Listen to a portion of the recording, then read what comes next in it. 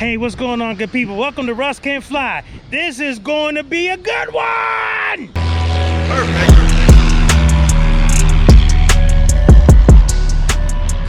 Okay, so I think there's a Pilatus pulling in here, and yeah, I'm back at Wings Field. I miss Wings Field. What can I say? This is where I took my flight training. So every now and then I'm led back home, you know, although, whew, let's wait till this big monster's done. Okay, so this is gonna be a good one, only because it's great when I get requests from people. These are the type of like Wednesday uploads that I like to make, and you know, sometimes the Wednesday uploads, it gets to be a little bit of a heavy lift, no pun intended. But when I get a request, it just makes so much sense. And so definitely wanted to do this one and great questions. So I'm gonna jump right into it. So first off, I wanna thank Brother Anderson for making this video suggestion. And Brother Anderson, I just wanna say to you, I know you're about to take your check ride. I wish you good luck and Godspeed. I will definitely be praying for you, brother. I know you had that little minor hiccup, but that's all it is. It's just a minor hiccup. You are going to be successful. You are going to get your pilot's license, and we are going to do some flying. But in the meantime, Brother Anderson was curious, since he is on the cusp of getting his pilot's license. One of the things that he sent to me, and I'll just read it verbatim because I thought it was an excellent question. He said, "Hey, Brother Russ, as I get close to getting the certificate, I have an idea. How should a newly minted pilot select an airport to expand their experience?" And one of the things that was really interesting is that I understood exactly what he was saying, but I wanted to make sure. And so I had a general idea of what he was saying, because yeah, I remember that transition. I mean, even though, you know, when you're taking your pilot training, you do a lot of solo cross countries, you do some solo training, and you know, you do that and you're nervous and all of that kind of stuff, but it's something about those first flights after you get your license that really change the game. I mean, it changes it so significantly, and it's weird because it's still flying an airplane, but for some reason it's just different when you get your license. And so I thought this question, or the questions that he was asking, were good ones, and I thought the idea was a solid one. So I said, well, let me make this video. So the first question he asked is, when I got my license, did I prefer to fly to non-towered airports as opposed to towered airports in the beginning? Now, I find that question fascinating because it did bring up an issue that I hadn't really thought about, but it's something that I just kind of happened into. So many of you know that I did my training here at Wings Field. Wings Field is a non-towered airport, which means there's no control tower telling you when to taxi, how to taxi, that kind of thing. And so because of that, you really have to do what they call kind of like, you know, non-towered radio communications. What that's all about is basically pilots are talking to one another over the radio. So you'll hear, like, a lot of my flights when I was training Wings Field, taxiing from the upper ramp to runway 6 or runway 24. That was just to let people know that if there's any people around here, or if there was anybody coming in, what was happening from this upper ramp as I taxied down and either made a right to 24 or a left to 6. Now, in a towered environment, the tower or ground control would basically say, you know, you'd have to talk to the tower first. You talk to ground, you would say, I'm ready to take, you know, ready to taxi, got the weather, and they would say, okay, taxi via Alpha to Alpha 1 to runway 6 or whatever. So that doesn't happen here. So that's the difference between towered and non-towered. In that towered, somebody is in a tower or on the ground, basically controlling all of the traffic, be it in the air, around the field, or on the ground. And at a non-tower field, like here at Wings, there's no one doing that. The pilots have that responsibility. To be completely honest, one of the things that I will say is, since I was used to doing all of my practice, all of my flying at a non-towered airfield, when I first started doing some of my flights after getting my certificate, I definitely defaulted to non-towered airfields. And in fact, a lot of the first flights that I did was to deck and some of those other airports that are non-towered. Now, what's really interesting, the first time I took my flight, I did the last flight that I did with my CFI, which was to Morristown, which is kind of crazy because it's a Class Delta airport and it is a tower field. The thing about that is, though, I had done that trip many times before, so it felt safe. So although that was the anomaly, that was a towered field, I would go to Morristown. That's where I did some of my training. And so it was within my wheelhouse to know exactly what to look for on the ground to make the 10-mile out radio call to the tower to report my position and ask for, direction in terms of where I should land. But I will say that 90% of my flying after getting my certificate was to non-towered airfields, and it was to ones that I had been to already. The reason why I wanted to do that is because, listen, yes, I have my license, but I'm still a low-time pilot. So one of the reasons why I was doing, non-towered fields where I was familiar is I wanted to cement some of my training. Listen, I was still a new pilot, still a babe. But, I definitely wanted to, cement my training and really learn how to be a pilot. And so one of the things that I wanted to do was take away the mystery of where I was going, spotting the field and having to talk to ATC.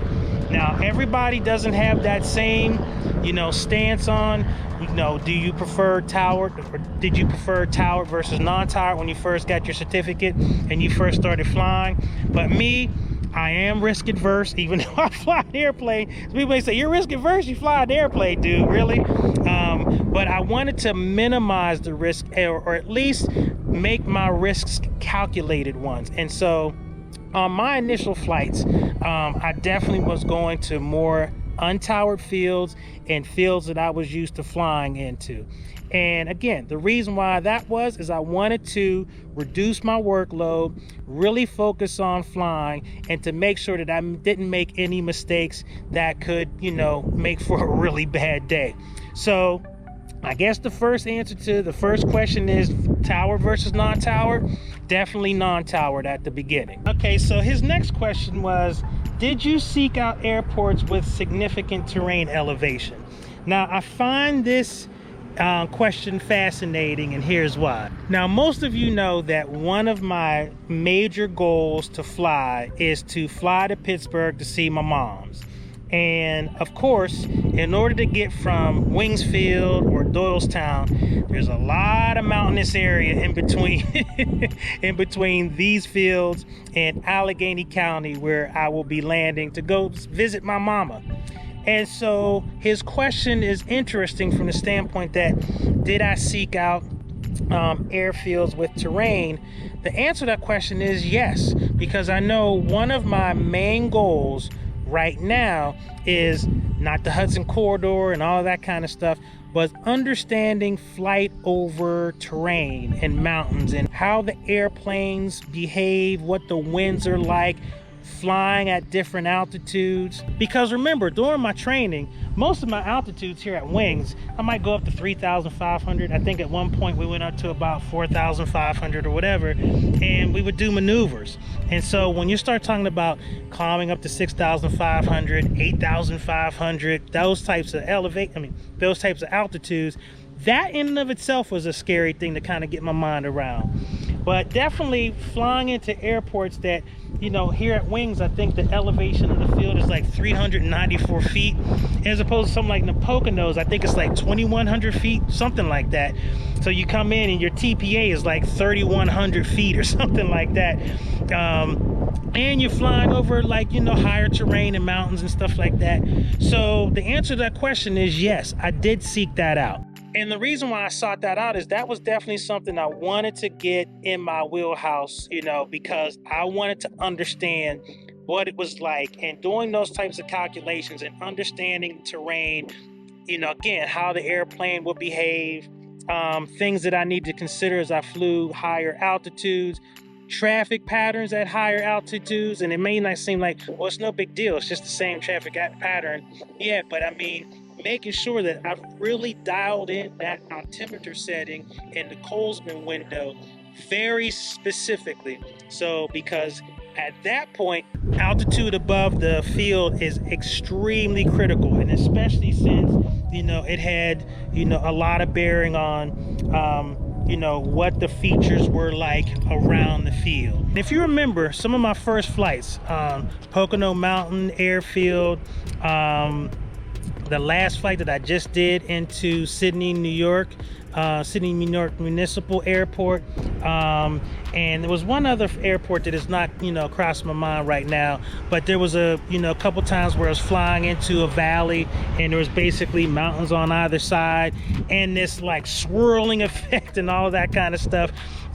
Yeah, those are the types of experiences that I wanted to give myself, because I'm sure when I fly, you know, across Pennsylvania, there are some mountains to really consider, and so I really want to understand what that's like. I think the other thing, like I sought out St. Mary's, I wanted to have an idea of, like, you know, an area where there's not a lot of airfields around, maybe climbing up higher to give myself more glide distance, and understand things like fog kind of popping up and like being cognizant of that, maybe deteriorating visibility, those types of things. Because I'm telling you, man, when you get to those mountains and you get through those, all kinds of different things happen.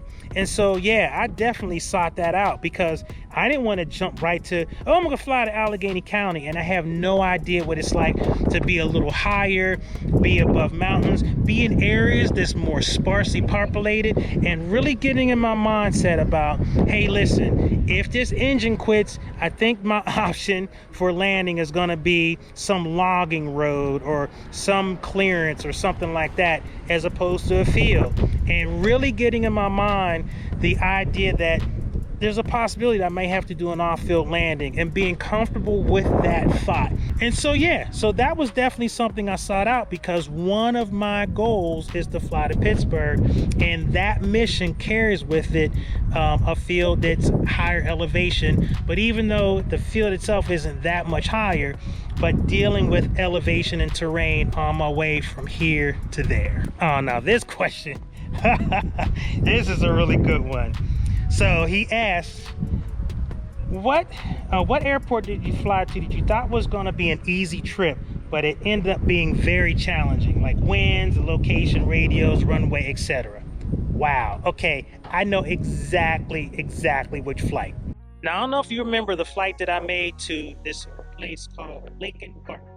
Now, I apologize for the poor quality of the video here, but what I'm trying to show you here is the Lincoln Park Field, or November 07, in relation to the airfield called Essex County, or Charlie Delta Whiskey, and just how close that Class Delta airfield is to Lincoln Park, which makes it really kind of crazy. So I don't know if you remember the video that I posted, the challenging flight to Lincoln Park, November 07. There were a couple things about that flight that really surprised me, but I'll talk about what made it challenging. And I knew it was going to be challenging because I had been there before, but I want you to know the first challenge and why it existed. Now, the first challenge was the field itself. Lincoln Park is a very small field with a great restaurant, but a very small field and a very small runway. Lincoln Park has one runway.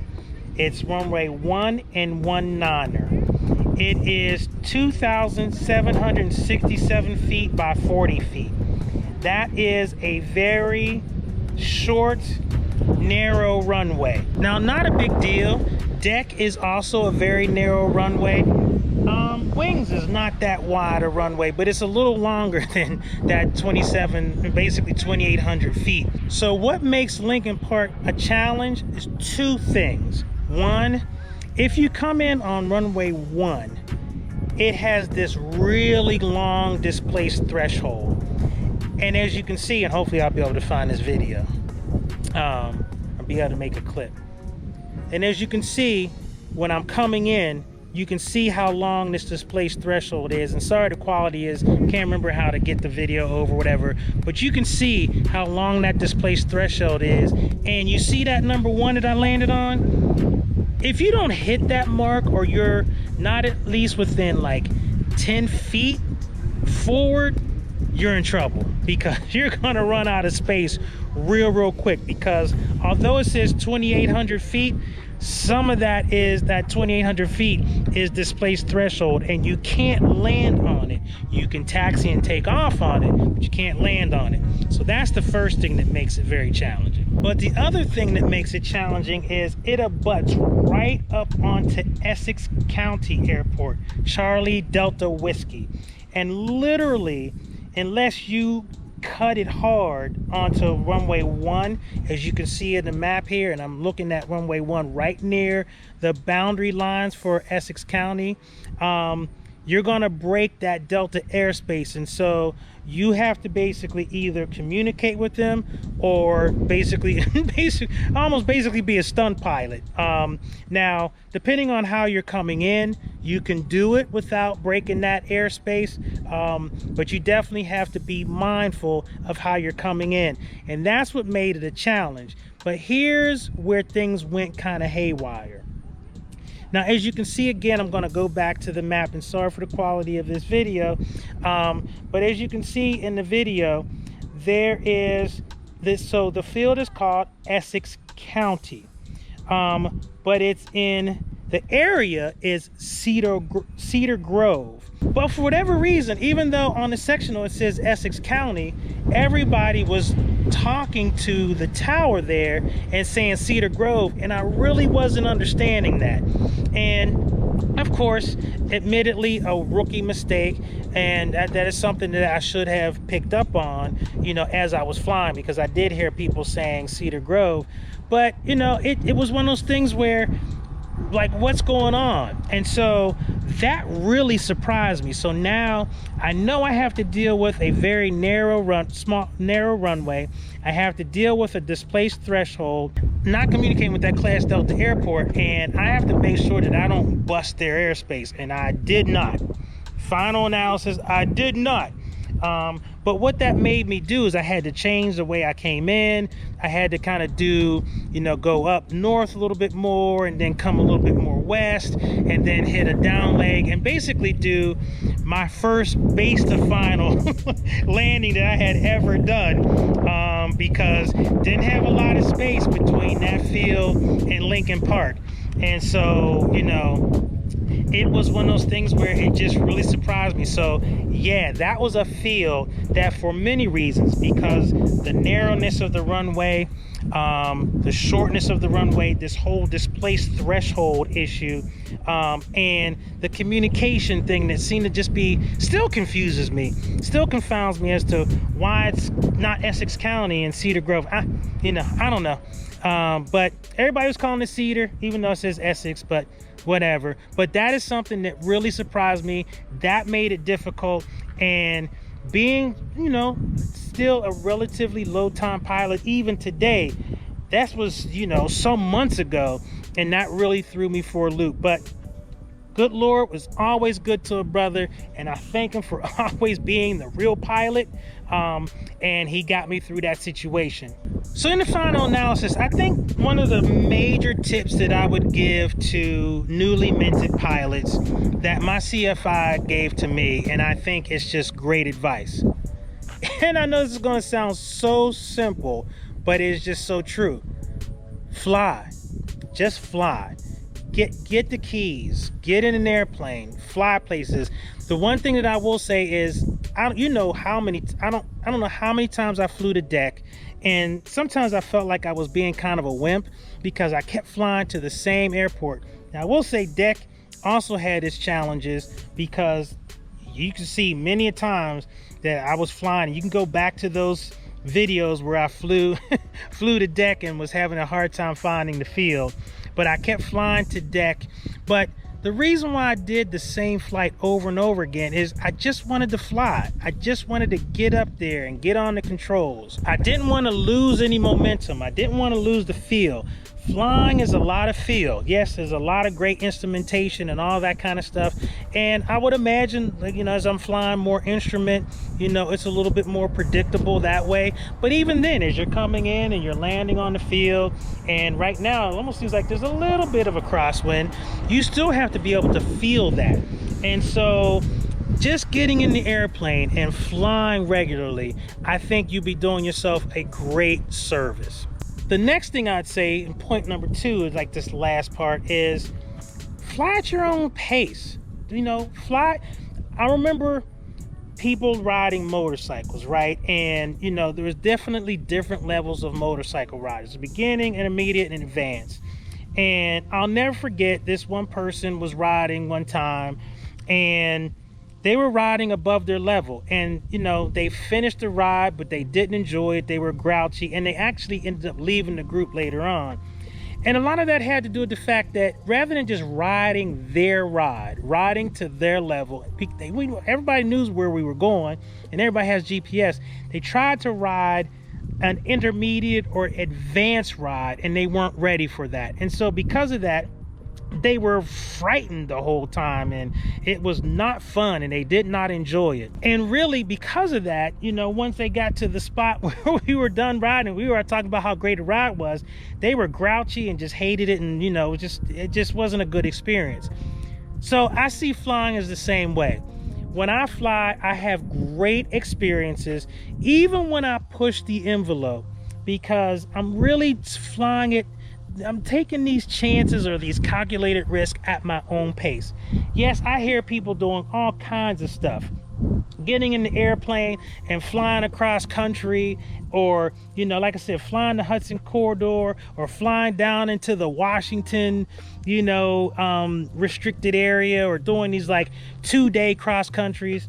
I mean, you know what? That's cool. God bless you. That's not me right now. Not yet. I'll get there, but I'm gonna fly my own flight. I'm gonna fly in a way that makes sense to me.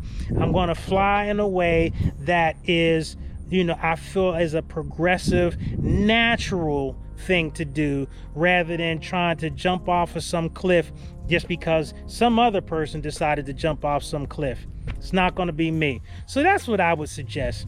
You know, take it at your own pace. Do what makes sense to you. And lastly, I would say, take some calculated risks.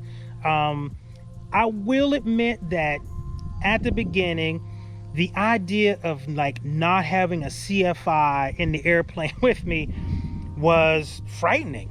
You know, I had spent all this time out here, me and Manish flying around, and then to not have him there, and now I have to make my own decisions, was pretty scary at first. And so I definitely kept it safe. If the wind was 5 knots, you know, I was like, it's too gusty. It's like, come on, dude. So I will say, don't be afraid to take calculated risks in terms of challenging yourself.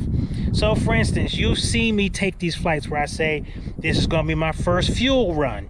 It's a risky proposition to take a first fuel run, in that, what happens if I don't know how to work the pump? Well, the first fuel run that I took, I understood that there was somebody there that would be able to help me. Yes, it was self-serve, but there was somebody there that was there to help me.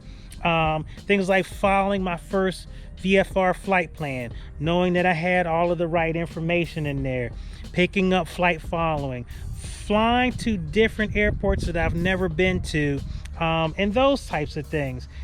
So pushing the envelope so that, you know, I can continue to progress and not get stuck in a rut. So definitely do that. Push yourself. Fly a little further.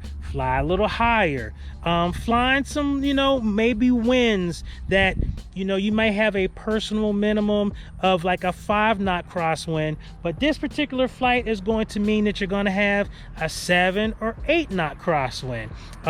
Maybe flying with somebody else in those conditions so that you can see that you can do it. And I know that I said there was the last one, but this is the last one, and I promise, have fun. Flying is amazing. You know, human beings looked at these, you know, these creatures that God created called birds, and we figured out a way to mimic that by putting an engine on a tin can. You know, I mean, and back then it was probably leather or skin, or I don't know what the Wright brothers used or whatever, but you get the picture.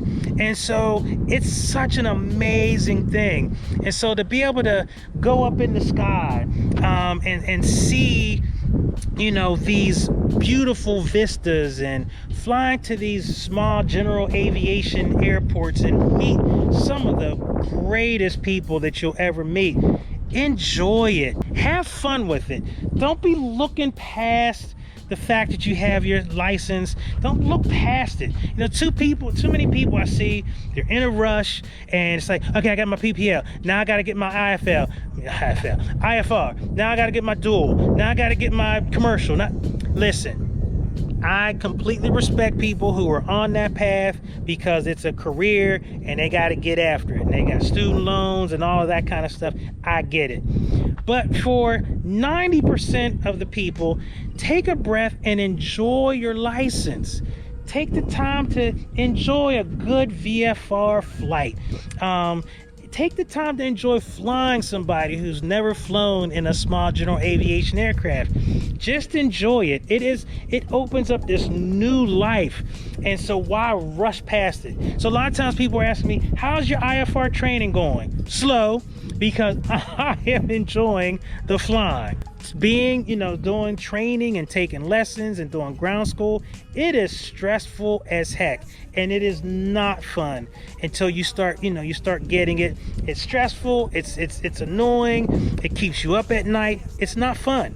And so, you know, to rush past having finally, you know, reached this mountaintop of having your private pilot's license and not taking the time to smell the roses and enjoy it just doesn't make any sense. So definitely, Brother Anderson and all of the folks out there that are newly minted pilots, I would definitely say take your time and enjoy that new license. All right, so that's it. And I thank Brother Anderson for this suggestion. Haven't done a Wednesday upload in a while, and you see I'm starting to play around with shorts a little bit. But yeah, this was one that I definitely wanted to do because I did find it fascinating. If there's any other questions, definitely leave it down in the comments. Listen, and I'm just one pilot, but I will tell you, I feel so beyond blessed to be able to have done this and to have my license. And I gotta tell you, it's no small thing. There are not a lot of people on the planet that can call themselves a licensed pilot. So what you're about to embark upon is a really big deal. So enjoy it, get in an airplane, fly some people, and live this life, baby, because it's awesome! All right, anyway, that's it. Russ Kid, Russ can fly. I'll see you. Peace.